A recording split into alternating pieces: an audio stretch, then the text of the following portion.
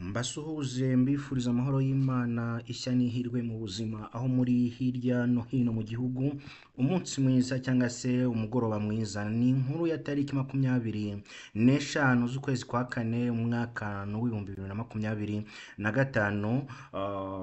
Tugiye kugaruka ku nkuru y'umubyeyi wibarutse abana batandatu icyarimwe. Ni inkuru twavuga y'umugisha, ni inkuru ishimishije cyane kuri mwebwe mugiye kuyumva, namwe mwayumvise cyangwa se mwagiye muyibona mu bitangazamakuru bitandukanye. Ubundi ntibisanzwe bibaho cyangwa se ntibikunze kubaho. Turaza kugaruka ku bantu bagiye babyara abana barenze batanu mu gihe kimwe kandi bakababyarira icyarimwe. Haba muri Uganda bibaye inshuro zirenze 3, mu gihugu cya Afurika y'Epfo byabayeho, ariko kuri iyi nshuro umubyeyi wo muri Uganda nyuma y'imyaka 15 abanye n'umugabo we nta rubyaro baragira cyangwa se batarabona umwana n'umwe, yagiye kubyara inshuro imwe ahita abyara abana batandatu. Muti byagenze bite rero? Nkorera subscribe hasi ubundi nkubwira inkuru ukuntu yagenze, kugira ngo uyu mubyeyi wa hano hafi, abantu bari Gatuna kuva cyangwa se abantu muri Gatuna kuva Gatuna kugera Mbarara ntago ari urugendo rurerure, ni iminota mikeya cyangwa se n'amasaha makeya, ni hafi cyane ku bantu muhegereye. Mu bwuzu bwinshi umugore w'imyaka 40 y'amavuko yibarutse impanga z'abana batandatu icyarimwe. Uze kwihangana ntumbaze abakobwa nibo benshi abahungu nibo benshi, ndaje mbikubwiye muri iyi nkuru. Aba bana babyawe na nyina bamubaze, babaterura mu nda, dore ko bavutse bafite amezi 7. Aba bana bombi bakaba bavukiye amezi 7. Niba ari bo bajya muri Koveze, niba ari bo batajya muri Koveze simbizi, ariko icyangombwa nuko bavukiye amezi 7.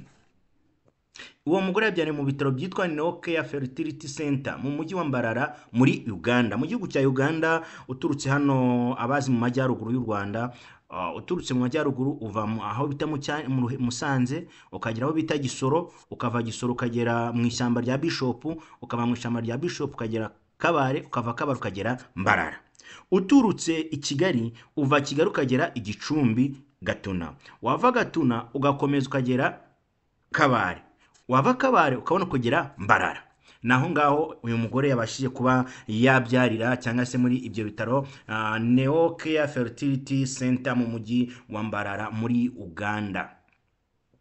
Uyu mugore wabashije kuganira n'itangazamakuru nyuma yo kwibaruka abana batandatu icyarimwe, yemeza ko ari umugisha w'Imana, bikaba n'igitangaza kuri we. Abana batandatu be bose bajyanwe mu bitaro bya Holy Innocent Children Hospital. Nukuvuga ngo aho babyariwe ntago ariho bakomeje kuba, ahubwo babimuriye ibitaro babatwara mu bindi bitaro bya Holy Innocent Children's Hospital bihererere i Nyamitanga, kugira ngo bitabweho ndetse bahabwe n'ubufasha bwose, na cyane bavutse igihe kitageze. Umwe mu badokiteri babyaje uyu mugore cyangwa se babaze uyu mugore cyangwa se bari gukurikirana n'ubuzima bw'uyu mubyeyi ndetse n'ubw'abana, yabashije kubwira itangazamakuru ko bari kwita kuri abo bana cyane kugira ngo ubuzima bwabo bugende neza, kuko ngo bari bahuye n'ikibazo cyo guhumeka no kudashobora konka. Nuko ngo bavutse bananiwe cyane, birumvikana umwana wese yavutse ananiwe cyane, hari igihe konka bimunanira cyangwa se no guhumeka bikaba byakwanga.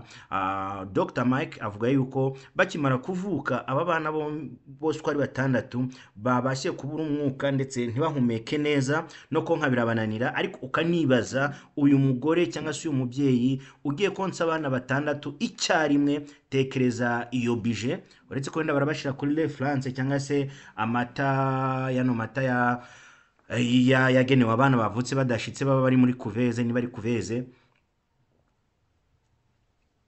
kugira ngo abana babashe kubaho nta kibazo na kimwe bafite.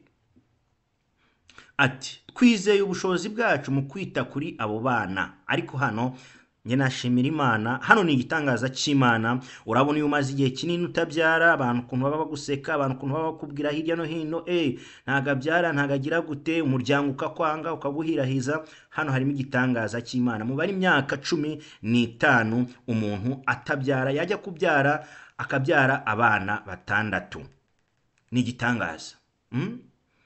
ni igitangaza cya Nyagasani, ni igitangaza cy'Imana, rwose ni ibyo gushimira Imana. Tugaruke kuri uyu muganga. Hari abandi nk'abo twabashije kwitaho neza mu bihe byashize. Ni ukuvuga ngo ntabwo ari ubwa mbere. Ntabwo ari ubwa mbere. Ntabwo ari ubwa mbere abantu barenze 6 bavuka bakabaho kandi bakaba bakura. Ati se wabo bana witwa Vincent Tumwesige. Tumwesige ni izina ry'Ikiganda. Tumwesige yego, cyangwa se Tumwesige yagaragaje umunezero mwinshi, avuga ko ari ibyishimo kuri we kubona bana abyita umugisha udasanzwe. Abahanga mu by'ubuvuzi bavuga ko kubyara abana 6 bidasanzwe ariko ko bishoboka. Kubyara abana 6 ntibisanzwe ariko birashoboka. Birashoboka kuko hari n'abandi bagiye babaho nk'abo muri Afrika y'Epfo, n'undi nabo muri Uganda nabo babayeho. Ako kibaza uyu mubyeyi yaba akeneye ubufasha koko arabukeneye. Abana 6 iyo bije niba wapanze kujya kugura abana imyenda y'ibihumbi 100, ubwo biragenda 600. Kugabura abana 6 ni ikintu kidasanzwe. Hari undi wo muri inkunda yivugaho nyuma niyo ndasorezaho. Reka manzi mbabwire yuko uyu mubyeyi yabyaye abakobwa, umukobwa umwe n'abahungu 5. Yaba yabyara agakobwa kamwe n'abahungu 5. Nuko ngo bose hamwe baba bana 6 yabyaye umunsi umwe bamubaze bakabaterura mu nda. Uganda isanganwe udusha two kubyara. Hari undi mugore muri 2023 mbasubiza inyuma gatoya, wibarutse abana b'impanga. Umubyeyi w'imyaka 70 yabyaye impanga muri 2023. Ni ikintu kidasanzwe kubona umuntu w'imyaka 70, ubundi bahita ngo ni imyaka iri monopause cyangwa se aba yacuze, ntabwo abakibyara. Ariko iravuga ngo muri Uganda umubyeyi w'imyaka 70 y'amavuko yabyaye abana 2 b'impanga nyuma yo gukorerwa ubuvuzi buzwi nka IVF treatment, bujyana no kubanza guhuriza intanga muri laboratoire. Nayangize ngo uyu nawe yibarutse abana b'impanga muri icyo gihe. Bitari biherutse 2018 umubyeyi muri Afrika y'Epfo yibarutse abana 5. Ubwo ndi kugenda mbereza icyegeranyo cyumva kugira ngo mwumve yuko kubyara abana benshi ari ibintu bitari bishya, nubwo biba surprise cyangwa se biba bidasanzwe kubyakira mu muryango. Muri Afrika y'Epfo 2018 tariki 14 September umubyeyi witwa Sianda Sibahela Smer yibarutse abana 5. Si ibyo gusa, mu ijoro ryo kuri wa gatanu umubyeyi